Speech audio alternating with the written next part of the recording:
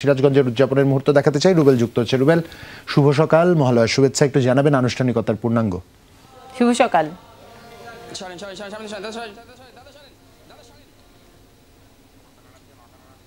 শুভ সকাল জুবাইর এবং রুনিয়া, সেই সাথে সকালে বাংলাদেশের সকল দর্শকদের। প্রিয় দর্শক, জানেন যে আজ সনাতন ধর্মাবলম্বীদের তাদের কিন্তু সেই শারদীয় দুর্গাপূজার মূল সূচনা কিন্তু আজকে থেকে।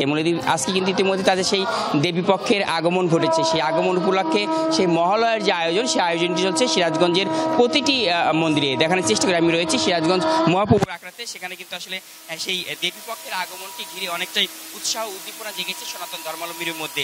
কারণ তারা বলছেন তাদের শারদীয় দুর্গা উৎসবে মূল যে সূচনা, সেই সূচনাটা কিন্তু আজকে এখান থেকে শুরু হচ্ছে এবং যেখানে সকাল থেকে তারা নানা আয়োজন কিন্তু করছেন। সেই ভোর থেকে তাদের সে আয়োজন রয়েছে।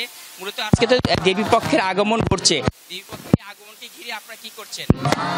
আজকে দেবী পক্ষের প্রাক প্রত্যুষে মায়ের চণ্ডীর ঘট স্থাপন হবে এবং আজকেই দুর্গাপূজার আবাহন গীতি ধ্বনিত হবে। আমরা আজকে পূজা পার্বণ এবং যমুনায় তর্পণ, পিতৃতর্পণ, এই নানাবিধ ধর্মীয় কর্মকাণ্ডের মধ্যে দেশ ও জাতির শান্তির প্রার্থনা করব। মাকে বরণ করে নেবার জন্য প্রস্তুতি গ্রহণ করছি আমরা। এরপরে সপ্তমী থেকে পুজো শুরু হবে এবং সপ্তমী, অষ্টমী, নবমী মা 3 দিন মায়ের পুজো হবে। মা দুর্গার, শারদ লক্ষ্মী। দশমীতে বিসর্জন হবে। বাংলার ঘরে ঘরে দেশের জাতির মঙ্গলের জন্য আমরা প্রার্থনা করব এবং মা এবার দোলায় আসছেন আর ঘটকে গমন করছেন। পঞ্জিকা মতে যদিও এই আগমন এবং বিদায় এটির একটি খারাপ দিক নির্ধারিত আছে, তবু আমরা প্রার্থনা করব দেশের শান্তি ফিরে আসুক, সবাই ভালো থাকুক, সুস্থ থাকুক। এর মধ্যে আমরা এই দশমী বিরতি পূজা উৎসব পালন করবার আপনারা জানছি আজকে সারাদিন ব্যাপী আমাদের এই মহালয়ার পুণ্যতিথি আমরা অত্যন্ত আনন্দের সাথে আমরা উদযাপন করব। সকালে প্রত্যুষে ভোরে আমরা একটি র্যালি করব। সেই র্যালির মধ্যে দিয়ে আমরা সিরাজগঞ্জের তথা বাংলাদেশের মানুষকে আমরা জানাবো যে আমাদের দেবী দুর্গার আবাহন হচ্ছে। আগামী আজকের থেকে আমাদের দেবী দুর্গা আসার কাউন্টডাউন শুরু হলো। আগামী ষষ্ঠী, সপ্তমী, অষ্টমী, নবমী এবং দশমীর মধ্য দিয়ে আমরা মা দুর্গার পূজা করে দশমীতে আমরা মা দুর্গাকে বিদায় দেবো।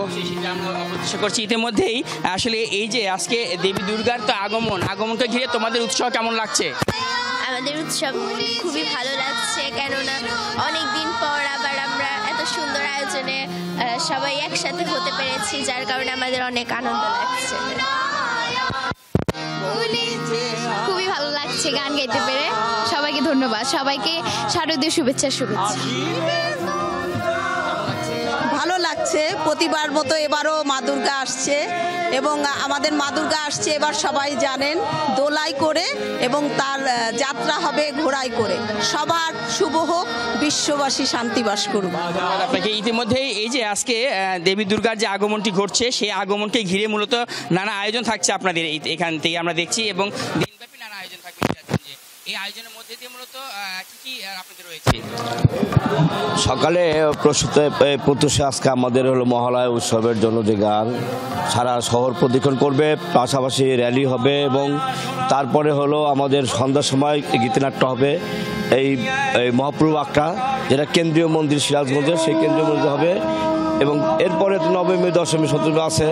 সব পরে তো আমাদের দশমীর মধ্যে দিয়ে আমাদের এই মায়ের আগমন এবং আগমনের মধ্যে দিয়ে তাদের যে শুভ বার্তা, এই বার্তায় আমরা সবাই আনন্দ উপভোগ করবো এবং মায়ের অর্চনা করব। এই আমাদের কর্মসূচি থাকবে।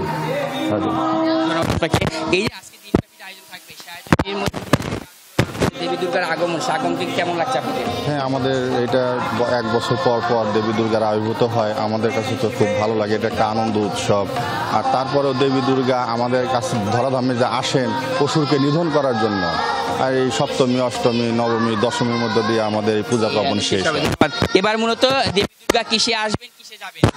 দেবী দুর্গা দোলায় আসবে এবং গজে যাবেন এবং ফল শস্য পূর্ণ হবে। এই পৃথিবীতে খাদ্যশস্যের অভাব হবে না, সবাই না খেয়ে মারা যাবে না এটাই আমাদের এবারকার। ধন্যবাদ আপনাকে। প্রিয় দর্শক, যেমনটি দেখছিলেন যে আজকে কিন্তু সেই মহালয়ার যে মূল ক্ষণ, সেই ক্ষণটা কিন্তু সিরাজগঞ্জে শুরু হয়েছে এবং এবার কিন্তু আসলে মূলত দেবী পক্ষের যে আগমন, সেই দেবী পক্ষের আগমনকে ঘিরে সনাতন ধর্মাবলম্বীর মধ্যে কিন্তু ব্যাপক উৎসাহ উদ্দীপনা দেখা যাচ্ছে। এবার কিন্তু আসলে দেবী দুর্গা দোলায় আসবেন এবং ঘোড়ায় যাবেন, এইটাকে নিয়ে কিন্তু অনেকটা অশুভতা বললেও কিন্তু তারা মনে করেন যে অবশ্যই শুভবার্তা বয়ে নিয়ে আসবে বাংলাদেশে, এমনটাই প্রত্যাশা করেন সনাতন ধর্মাবলম্বীরা। ফিরে যাচ্ছি স্টুডিওতে।